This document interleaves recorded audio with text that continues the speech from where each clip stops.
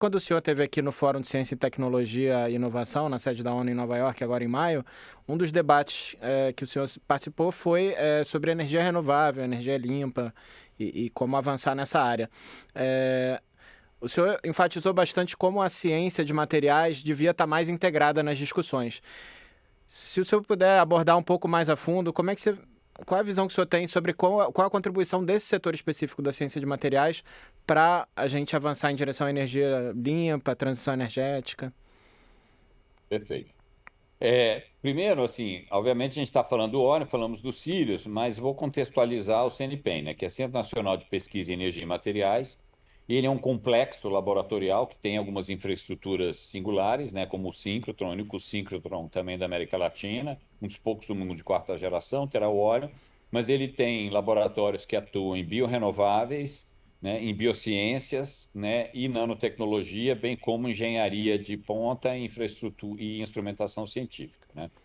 Então, no complexo, né, parte das nossas atividades estão ligadas exatamente à energia, né, e energias renováveis, em particular uma parte muito importante no Brasil, que é a parte de biorrenováveis, né? Então, o Brasil, né, e eu diria vários países do Brasil, a África entraria também nesse mundo, na minha opinião, e outros países aqui da região, tem uma biodiversidade grande e uma grande quantidade de biomassa e variedade de biomassa, né?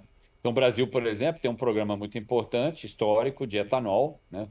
O próprio presidente Lula, recentemente, na Feira de Hannover, mostrou um caminhão, né, da Mercedes, na Alemanha, mas produzido no Brasil, que anda com bioquerosene, produzida no Brasil, né, muito mais sustentável. Então, esse é um programa importante.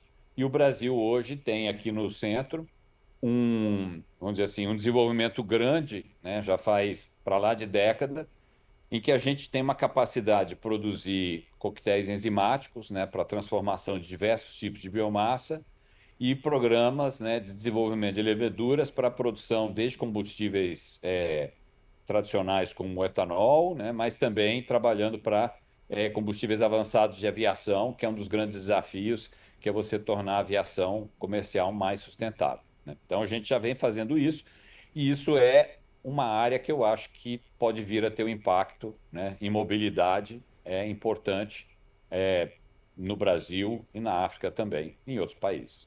Do ponto de vista de materiais, né, nós temos a capacidade tanto de investigação quanto de desenvolvimento, né? E aí, se a gente for olhar avanços que a gente tem tido em energias renováveis, células solares, mas a célula solar, ela é intermitente, ela precisa armazenar energia também, aí surgem baterias, né?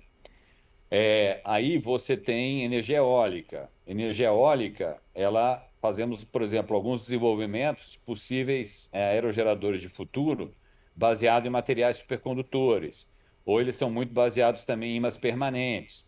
Todos eles dependendo muito de terras raras ou elementos que hoje também fazem parte do universo aí dos minerais críticos.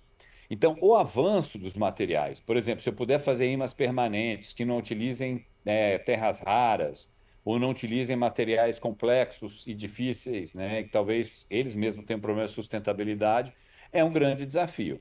Então, o avanço, e se a gente for olhar energia solar, houve uma queda muito grande de preço com o avanço de materiais.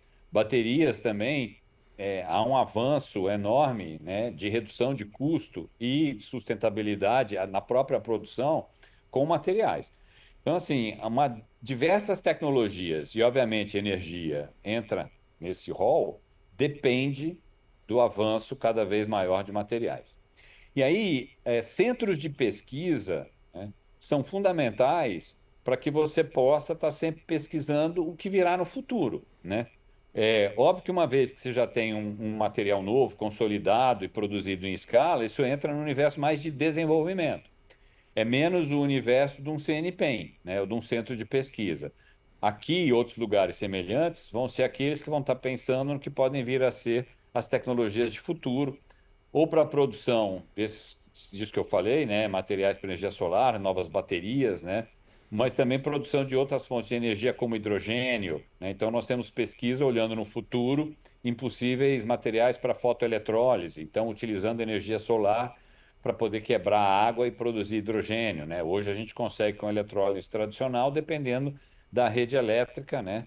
Ou se você quiser fazer isso sustentável, conectando isso com fontes eólicas ou de energia solar, mas você pode fazer uma conversão direta, né? Utilizando materiais que vão usar o sol, né? A luz solar, e quebrar diretamente a água.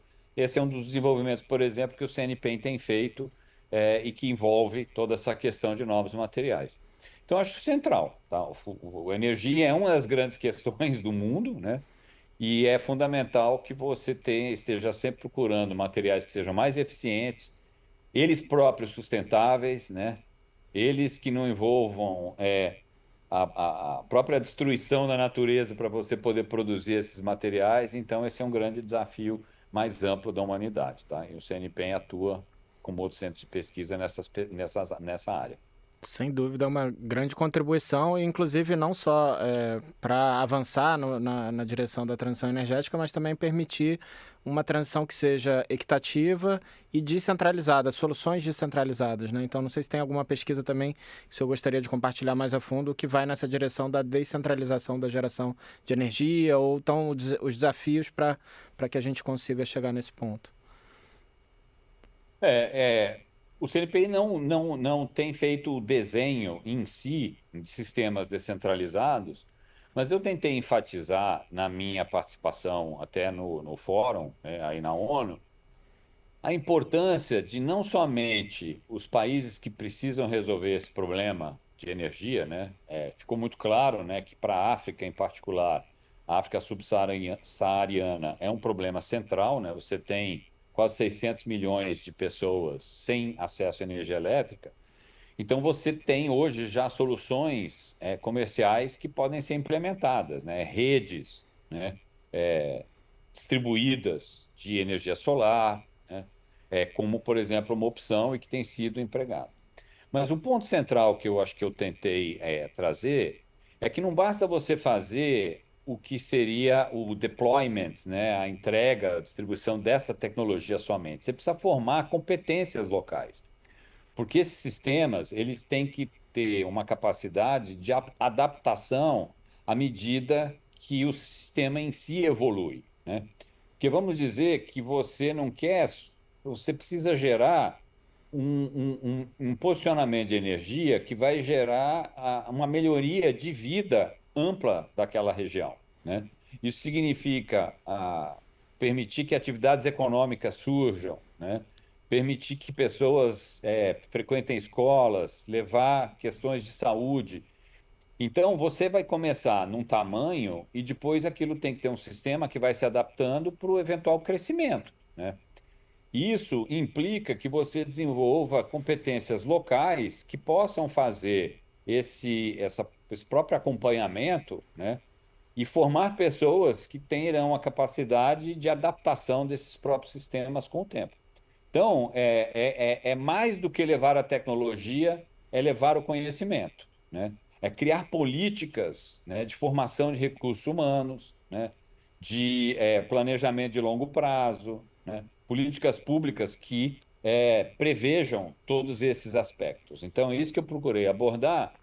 E aí, centros de pesquisa como o CNPq, né, obviamente, eles podem servir como hubs apoiando diversos outros centros na formação, né, de pessoas, no desenvolvimento de, vamos dizer assim, pesquisas, né, ou apoio para testes, né, de tecnologias, né, apoiando que essas redes vão sendo formadas, né? E Então, professor, mais do nesse que... sentido, só Pode falar. uma pergunta rápida. O CNPq tem já em vigor ou planeja ter parcerias mais específicas com países de língua portuguesa, centros de pesquisa na comunidade dos países de língua portuguesa? Então, hoje nós não temos diretamente, nós estamos fazendo um acordo com a TWAS, que é a Third World Academy of Science, que tem uma penetração maior, né, nesses países que você está falando. Com eles, a gente quer fazer um acordo para receber pessoas, né, poder ter apoio, bolsas que possam receber pessoas aqui. Mas nós estamos muito abertos para a construção de programas com esses países, né? Inclusive, eu acho que uma oportunidade de eu ter ido aí, ter sido convidado a poder participar do fórum, é que as pessoas conheçam melhor o CNPEM e entendam que o CNPEM está aberto a construir essas eventuais parcerias, né?